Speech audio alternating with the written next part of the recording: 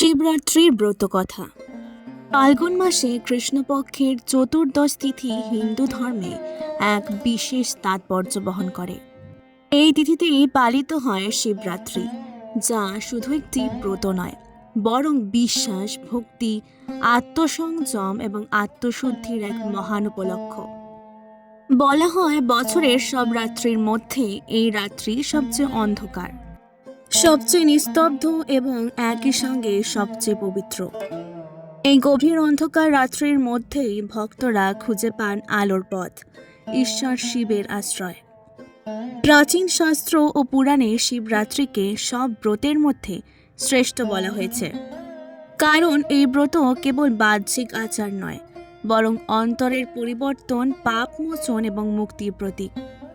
শিবরাত্রি ব্রতের প্রস্তুতি শুরু হয় আগের দিন থেকেই। ভক্তরা সেই দিন নিরামিষ আহার করেন, ইন্দ্রিয় সংযম পালন করেন এবং মনকে ব্রতের জন্য প্রস্তুত করেন।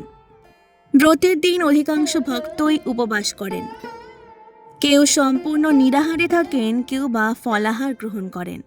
সারাদিন শিবের নাম জপ, ধ্যান ও ভক্তির মধ্যে কাটিয়ে রাত্রিবেলা শুরু হয় মূল পূজা। এই রাতে 4 প্রহরে 4 বার শিবলিঙ্গের পুজো করা হয়। প্রত্যেক প্রহরে আলাদা আলাদা উপাচারে শিবকে অর্ঘ্য নিবেদন করা হয়, জল, দুধ, বেলপাতা, ধূপ, দীপ ও ফুল দিয়ে। এই 4 প্রহরের পূজা যেন মানুষের জীবনের 4টি স্তরকে নির্দেশ করে: শৈশব, যৌবন, প্রৌঢ়ত্ব ও বার্ধক্য, যেখানে শিবই চিরস্থায়ী আশ্রয়। বাংলার সমাজে দীর্ঘদিন ধরে একটি প্রচলিত ধারণা রয়েছে যে শিবরাত্রি মূলত নারীদের ব্রত। বিশেষ করে অবিবাহিত মেয়েরা ভালো স্বামী পাওয়ার আশায় এবং বিবাহিত নারীরা সংসার সুখী হওয়ার কামনায় এই ব্রত পালন করেন বলে লোকবিশ্বাস প্রচলিত। কিন্তু এই ধারণা সম্পূর্ণ নয়। শিবরাত্রি কোনোভাবেই শুধুমাত্র নারীদের জন্য নির্দিষ্ট নয়। পুরুষরাও এই ব্রত পালন করতে পারেন এবং প্রাচীন কাল থেকেই করে আসছেন। বরং পুরাণ অনুযায়ী প্রথম শিবরাত্রি পালন করেছিলেন একজন পুরুষই। এই ব্রত লিঙ্গভেদে নয়, ভক্তির গভীরতায় নির্ধারিত। পুরাণে বর্ণিত আছে, শিব নিজেই দেবী পার্বতীকে বলেছিলেন যে ফাল্গুন মাসের কৃষ্ণপক্ষের চতুর্দশ রাত্রিতে যে ব্যক্তি নিষ্ঠা ভরে উপবাস করে শিবের পূজা করে, তিনি তার সমস্ত পাপ থেকে মুক্তি হন। এমনকি যদি সেই পূজা অজান্তে বা অনিচ্ছাকৃতভাবেও হয়ে যায়, তবুও শিব সেই ভক্তের উপর প্রসন্ন হন। বিশ্বাসের পিছনে রয়েছে এক অত্যন্ত জনপ্রিয় এবং শিক্ষণীয় কাহিনী, যা যুগ যুগ ধরে লোকমুখে প্রচলিত। অনেক অনেক দিন আগে বারাণসী নগরে এক ব্যাদ বাস করত। সে ছিল পেশায় শিকারী। দিনরাত সে বনে ঘুরে জীবজন্তু হত্যা করত এবং সেই পেশার মাধ্যমে তার জীবন চলত। ক্রমাগত হিংসা ও প্রাণ হত্যার ফলে তার জীবনে অজস্র পাপ সঞ্চিত হয়েছিল। তার জীবনে কোনো ধর্মবোধ, কোনো ভক্তি বা ঈশ্বর চিন্তা ছিল না।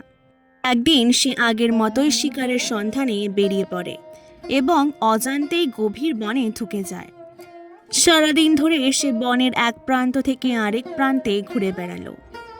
কিন্তু আশ্চর্যের বিষয়, সেদিন তার ভাগ্যে কোনো শিকার জোটেনি। সূর্য অস্ত যেতে যেতে সে ক্লান্ত, ক্ষুধার্ত এবং হতাশ হয়ে পড়ে। রাত গভীর হলে সে বুঝতে পারে যে এখন আর বাড়ি ফেরা সম্ভব নয়। বনের অন্ধকারে হিংস্র পশুর ভয়, তার উপর সারাদিন না খাওয়ার দুর্বলতা, সব মিলিয়ে সে বিপর্যস্ত হয়ে পড়ে। বাড়ি ফিরলেও সে খালি হাতে ফিরবে, পরিবারের জন্য কিছুই নিয়ে যেতে পারবে না। এই চিন্তাও তাকে কুরে কুরে খাচ্ছিল। এই অবস্থায় সে সিদ্ধান্ত নেয়, আজ রাতে সে আর বাড়ি ফিরবে না। কাছেই একটি বড় গাছ দেখে সে হিংস্র পশুদের হাত থেকে বাঁচার জন্য গাছে উঠে পড়ে। সেই গাছটি ছিল একটি বেল গাছ। গাছের নিচে বহুকাল ধরে পড়ে থাকা একটি প্রাচীন শিবলিঙ্গ ছিল, যা ব্যাধের চোখে পড়েনি।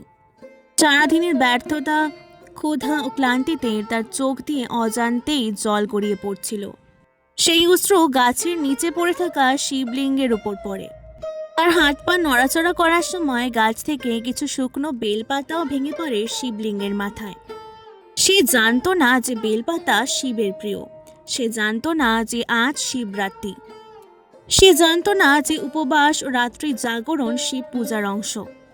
অথচ অজান্তেই সে শিবরাত্রির সমস্ত শর্ত পূরণ করে ফেলেছিল। সারাদিন উপবাস, সারাদিন জাগরণ, শিবলিঙ্গে জল ও বেলপাতা অর্পণ। এইভাবেই সেই মহাপাপী ব্যাত অজান্তেই শিবরাত্রি পালন করেছিল। ভগবান শিব তার নিষ্কলুষ অঙ্গ ভক্তিতে প্রসন্ন হন। পরদিন ভোরবেলা ব্যাত বাড়ি ফিরে যায়। সে তার স্ত্রীকে রান্না করতে বলে নদীতে স্নান করতে যায়। স্নান সেরে ফেরার পথে এক ক্ষুধার্ত মানুষ তার কাছে খাবার চাইলে ব্যাত তাকে ফিরিয়ে দেয় না, বরং তাকে বাড়িতে নিয়ে এসে পেট ভরে খাওয়ায় এবং তারপর নিজেও আহার করে। এর মধ্য দিয়ে সে দান ও অতিথি সেবার ধর্ম পালন করে ফেলে। এভাবেই অজান্তেই তার শিবরাত্রির ব্রত সম্পূর্ণতা লাভ করে। কিছুদিন পর ব্যাধের মৃত্যুকাল উপস্থিত হয়। যমদূতেরা তাকে নিয়ে যেতে আসে, কিন্তু তারা বিস্মিত হয় যখন শিবের পাঠানো দূতেরা এসে তাদের পথ রোধ করে। শিবদূতেদের সঙ্গে যমদূতেদের তীব্র সংঘর্ষ হয় এবং শেষ পর্যন্ত যমদূতেরা পরাজিত হয়ে শিবদূতেদের অনুসরণ করে কৈলাসে পৌঁছে যায়। কৈলাসের দ্বারে পাহারায় থাকা নন্দী তাদের জানিয়ে দেয় যে যদিও ব্যাত ছিল মহাপাপী, কিন্তু শিবরাত্রি ব্রত পালনের ফলে তার সমস্ত পাপ ধুয়ে গেছে। অতএব এখন তার উপর যমের কোনো অধিকার নেই। যমদূতেরা হতবাক হয়ে যমলোকে ফিরে গিয়ে সমস্ত ঘটনা যমকে জানায়। তারা প্রশ্ন তোলে, যদি এইভাবে মহাপাপীরাও মুক্তি পেয়ে যায়, যমের কর্তৃত্ব কোথায়? তখন যম তাদের শান্ত করে বোঝান যে যে ব্যক্তি শিব বা বিষ্ণুর ভক্ত, যে ব্যক্তি শিবরাত্রি ব্রত পালন করে কিংবা বারাণসীতে দেহত্যাগ করে, তার উপর যমের কোনো অধিকার থাকে না। এই কথা শোনার পর যমদূতেরা নীরব হয়ে যায়। কাহিনীর মধ্য দিয়ে শিবরাত্রির মাহাত্ম্য স্পষ্ট হয়ে ওঠে। এখানে বাহ্যিক পবিত্রতার চেয়েও অন্তরের নিষ্কলুষতা ও ভক্তির গুরুত্ব বেশি। জেনে বা না জেনে, ইচ্ছাকৃত বা অনিচ্ছাকৃত, যদি ভক্তি সত্যি হয়, শিব তাকে গ্রহণ করেন। বাংলা তথা সমগ্র ভারতবর্ষে শিবরাত্রি আজ মহাসমারোহে পালিত হয়। মন্দিরে মন্দিরে ভক্তের ঢল নামে। সারা রাত ধরে চলে ভজন, কীর্তন, অভিষেক ও ধ্যান। যদিও সমাজ বদলেছে, চিন্তাধারা আধুনিক হয়েছে, তবুও শিবরাত্রির প্রতি মানুষের আস্থা কমেনি। একসময় এই ব্রতের সঙ্গে নারীদের ব্যক্তিগত কামনার বিষয়টি যুক্ত ছিল। সেই প্রাচীন সমাজে নারীর কামনা বলতে স্বামী, সন্তান ও সংসারকেই বোঝানো হতো। কুমারী, সধবা বা বিধবা নারীর জীবনের লক্ষ্য পরিবার কেন্দ্রিকই ছিল। এই শিবরাত্রি ব্রত সেই বিশ্বাসের আবরণে আবদ্ধ ছিল। আজকের সমাজে নারীরা শিক্ষিত, স্বাবলম্বী এবং চিন্তায় আধুনিক। তাদের কামনা বদলেছে, জীবনের লক্ষ্য প্রসারিত হয়েছে। তবুও শিবরাত্রি ব্রত আজ আর শুধু কামনার প্রতীক নয়, বরং এক আধ্যাত্মিক উৎসব, আত্মসংযম ও ভক্তির এক বার্ষিক সামরক। রীতির রূপ বদলেছে, কিন্তু বিশ্বাস অটুট রয়েছে। একসময়, বিশেষ করে 70-এর দশকের বাংলায়, শিবরাত্রির সঙ্গে সিনেমা হলের এক অদ্ভুত সম্পর্ক গড়ে উঠেছিল। শিবরাত্রির রাত জেগে থাকার অজুহাতে বহু মানুষ সিনেমা হলে ভিড় করত। সারা রাত ধরে একের পর এক শো চলত। টিকিটের দাম বেড়ে যেত। হল মালিকেরা লাভবান হতেন। অনেক শিবভক্ত মন্দিরের বদলে সিনেমা হলে বসে রাত জাগত।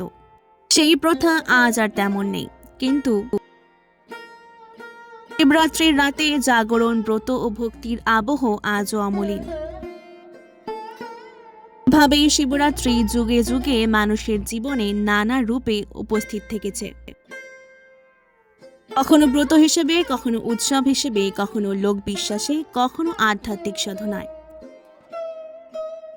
শিবরাত্রি আমাদের মনে করিয়ে দেয় যে অন্ধকার যত গভীরই হোক, ভক্তির আলো কখনো নিভে যায় না। শিব সেই আলো যিনি পাপীকে শুদ্ধ করেন, অজ্ঞকে জ্ঞান দেন এবং ক্লান্ত মানুষকে আশ্রয় দেন। ভিডিওটি ভালো লাগলে অবশ্যই পুরাণ গল্পকথাকে সাবস্ক্রাইব করে দেওয়ার অনুরোধ রইল। অনেক অনেক ধন্যবাদ।